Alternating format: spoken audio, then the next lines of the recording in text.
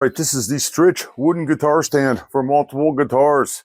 It actually holds 3 guitars, 1 acoustic and 2 electrics. The company sent me this product to check it out and make a video for it, so let's do it. What I'm going to do is I'll give you the particulars on this, and then I'm going to take it out into the yard here and show you, because I don't have a big enough space to get all the guitars shown in there the way I want to show them. Let me just tell you about it first, and we'll put some guitars in there, and I'll show you what you can do with this, because I have a variety of guitars to show you. First of all, it came packaged great. You do have to assemble it, but they've given you everything you need to assemble it on here, and it was super simple, and I'll show myself doing that over here. It's just 12 screws. You got 2 on each side, 2, 4, 6, 2, 4, 6.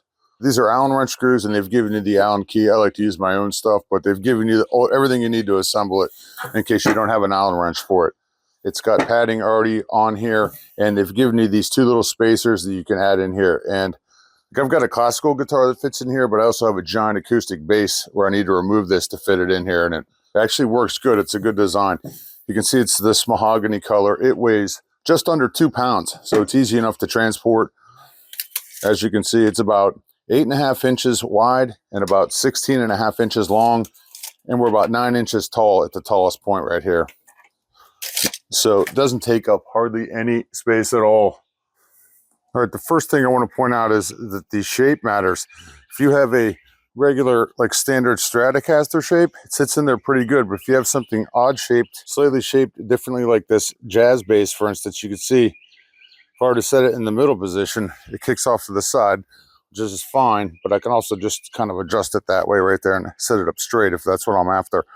Over here, you can see I've got this classical guitar, and I've got the 2 pieces in right here. You can see the 2 pieces fit in there perfectly. If I wanted to put something larger in there, like say this large acoustic bass, I'm going to need to remove these 2 pieces right here. And when I do that, you can see it fits in there perfectly. And that is a big bass. Look at the size of that. One thing I noticed, I've got this 335 knockoff, and it's got kind of a swell in the back, you know, because that's what it is.